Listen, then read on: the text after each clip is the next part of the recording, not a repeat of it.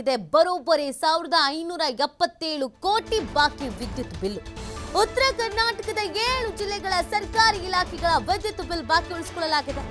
ನೂರಾರು ಕೋಟಿ ಬಿಲ್ ವಸೂಲಿ ಮಾಡುವಲ್ಲಿ ಮೀನಾಮೇಷ ಎಣಿಸಲಾಗಿದೆ. ಯಾಕೆ ಅನ್ನೋದು ಅನುಮಾನ. ವಸೂಲಿ ಮಾಡದೆ ನಿರ್ಲಕ್ಷ್ಯ ಧೋರಣೆಯನ್ನ ತೋರ್ತಾ ಇರೋ ಹೆಸ್ಕಾಂ ಅಧಿಕಾರಿಗಳು. ನೂರಾರು ಕೋಟಿ ಬಾಕಿ ಇರುವಂತ ಹಿನ್ನೆಲೆಯಲ್ಲಿ ಆರ್ಥಿಕ ಸಂಕಷ್ಟಕ್ಕೆ ಸಿಲುಕಿದ ಹೆಸ್ಕಾಂ. ಜನರಲ್ಲಿ ಭಾರಿ ಅನುಮಾನ ಮೂಡ್ತಾ ಇದೆ ಸರ್ಕಾರ ಮತ್ತು ಹೆಸ್ಕಾಂ ಇಲಾಖೆಯನ್ನಡೆ. ಯಾಕೆ ಇವ್ರುಗಳು ಮಾತ್ರ ವಸೂಲಿ ಮಾಡಲ್ಲ ಅನ್ನೋದು ಪ್ರಶ್ನೆ. ಜನಸಾಮಾನ್ಯರಿಗೊಂದು ನ್ಯಾಯ, ಸರ್ಕಾರದ ಇಲಾಖೆಗಳಲ್ಲಿ ಇನ್ನೊಂದು ನ್ಯಾಯನ ಅನ್ನೋದು ಪ್ರಶ್ನೆ. 1000 ಕೋಟಿ ಅನುದಾನ ಬಿಡುಗಡೆ ಆಗತ್ತೆ ಎಲ್ಲ ಇಲಾಖೆಗಳ ಅಭಿವೃದ್ಧಿಗೆ.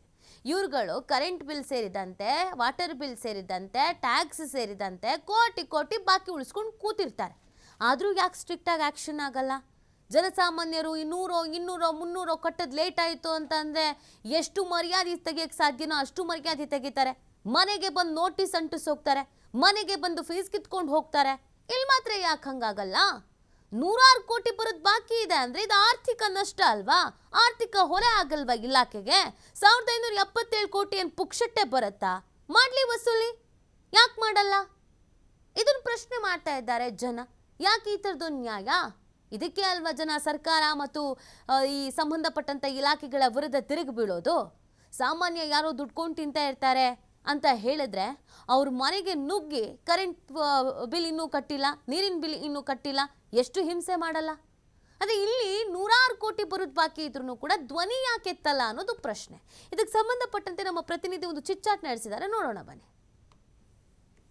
ಉತ್ತರ ಕರ್ನಾಟಕದ 7 ಜಿಲ್ಲೆಗಳಿಗೆ ಬೆಳಕು ನೀಡಬೇಕಾಗಿದ್ದಂತಹ ಸಂಸ್ಥೆ ಹೆಸ್ಕಾಂ ಸಂಸ್ಥೆ. ಇವತ್ತು ಬೆಳಕು ನೀಡಬೇಕಾದಂತಹ ಸಂಸ್ಥೆ ಇವತ್ತು ಕತ್ತಲಲ್ಲಿದೆ. ಅದಕ್ಕೆ ಮೂಲ ಕಾರಣ ಸರ್ಕಾರಿ ಇಲಾಖೆಗಳು. ಒಂದಲ್ಲ ಎರಡಲ್ಲ, ಇಲ್ಲಿ ಅಂತಾರೆ ಬರೋಬ್ಬರಿ 1577 ಕೋಟಿ ರೂಪಾಯಿ ಬಿಲ್ಲನ್ನು ಸರ್ಕಾರಿ ಇಲಾಖೆಗಳು ಬಾಕಿ ಉಳಿಸಿಕೊಂಡಿವೆ. ಹೀಗಾಗಿ ಇವತ್ತು ಬೆಳಕು ನೀಡಬೇಕಾದಂತಹ ಸಂಸ್ಥೆಗೆ ಕತ್ತಲು ಆವರಿಸಿದೆ. ಈ ಸಂಬಂಧಕ್ಕೆ ನನ್ನ ಜೊತೆ ಮಾತಾಡಲಿಕ್ಕೆ ಸಂಸ್ಥೆಯ ಅಧ್ಯಕ್ಷರಾದಂತಹ ಏನು ಖಾದ್ರಿ ಅವರು ಇದ್ದಾರೆ, ನಾನು ಅವರನ್ನೇ ಮಾತನಾಡಿಸ್ತೀನಿ.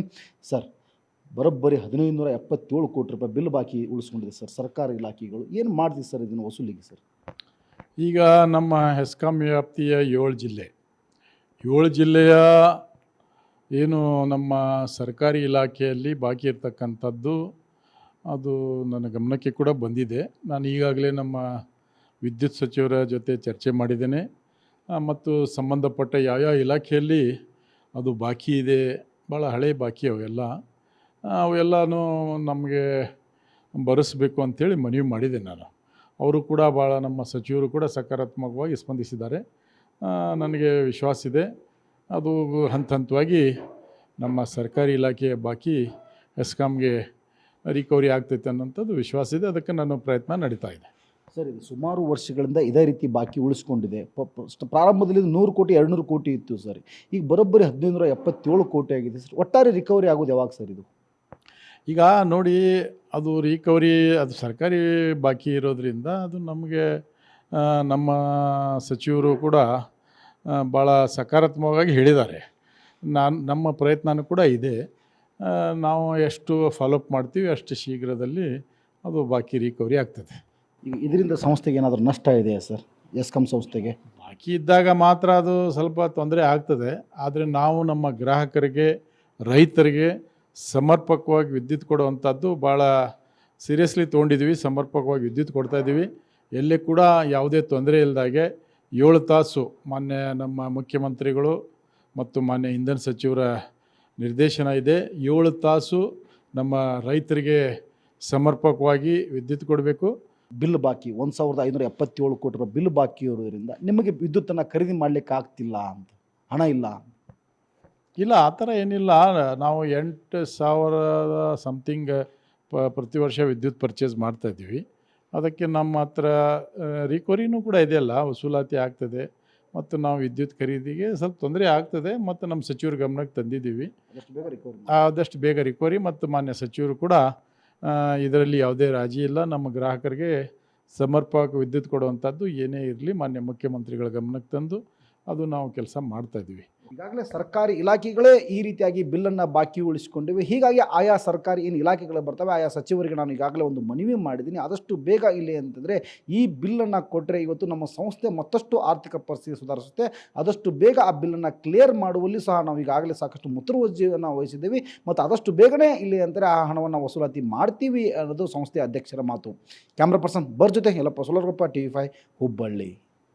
ನೋಡಿ 106 ಕೋಟಿ ಬಾಕಿ ಇದೆಯಂತೆ, ಇನ್ನು ಪ್ರಯತ್ನ ಮಾಡ್ತಾ ಇದ್ದಾರಂತೆ, ಆದಷ್ಟು ಬೇಗ ಇದನ್ನ ವಸೂಲಿ ಮಾಡ್ತಾರಂತೆ. ವಸೂಲಿ ಮಾಡಿದ್ರೆ ಇಲಾಖೆ ಅಭಿವೃದ್ಧಿ ಆಗುತ್ತಂತೆ. ಇನ್ನು ಅಂತೆ ಕಂತೆ ಪ್ರಯತ್ನದಲ್ಲೇ ಇದ್ದಾರೆ ಹೊರತು ಇಷ್ಟು ಬಾಕಿ ಉಳ್ಕೊಳ್ಳೋ ತನಕ ಏನು ಮಾಡ್ತಾ ಇದ್ರಿ? ಇಷ್ಟು ಬಾಕಿನ ಯಾಕೆ ಉಳಿಸ್ಕೊಂಡ್ರಿ?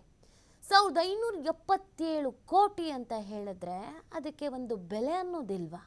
ಇಷ್ಟು ಬಾಕಿ ಉಳಿಸ್ಕೊಂಡು ಇಲ್ಲಿವರೆಗೂ ಬಾಯ ಮುಚ್ಕೊಂಡು ತೆಪ್ಪಗಿದ್ದಂಥ ಇಲಾಖೆಗೆ ಇನ್ನೂ ವಸೂಲಿ ಮಾಡ್ಕೊಳ್ಬೇಕು ಪ್ರಯತ್ನದಲ್ಲಿದ್ದೀವಿ ಅಂತ ಹೇಳ್ತಾ ಇರೋದು ಈಗ ಆಕ್ರೋಶಕ್ಕೆ ಕಾರಣವಾಗ್ತಿರೋದು.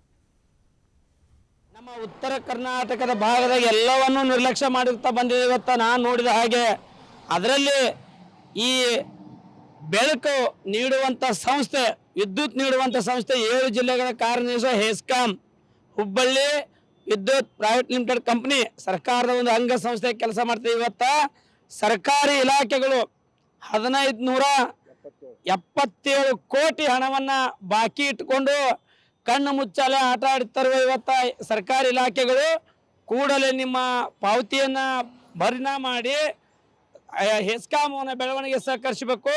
ಇಲ್ಲಂದ್ರೆ ಹೆಂಗೆ ಸರ್ಕಾರದ ದುಡ್ಡಿಲ್ಲ ಖಾಲಿಯಿಂದ ಬಂಬಡ ಹೊಡಿತಿದ್ರಲ್ಲ, ಇವತ್ತು ಹೆಸ್ಕಾಮ್ದಾಗ ದುಡ್ಡಿಲ್ಲ ಅಂತ ಬಂಬಡ ಹೊಡಿ ಕಾಲ ಬರಬಾರ್ದು. ಅದಕ್ಕೆ ತಾವೆಲ್ಲ ಸರ್ಕಾರಿ ಅಧಿಕಾರಿಗಳು ನಿಮ್ಗೇನು ದೊಡ್ಡ ಕಾರು ಬಂಗ್ಲೆ ಅದಕ್ಕೆ ಕಡಿಮೆ ಮಾಡಿ ಬಡವರಿಗೆ ಏನು ವಿದ್ಯುತ್ತನ್ನು ಕೊಡ್ತಾ ಇದ್ರೆ ಸಿಟಿ ಇವತ್ತು ಚಂದ ಕಾಣಬೇಕಂದ್ರೆ ವಿದ್ಯುತ್ ಬೇಕು, ಅದನ್ನು ಇವತ್ತು ಮುಚ್ಚುವಂಥ ಹಂತಕ್ಕೆ ಬಂದೈತಿ.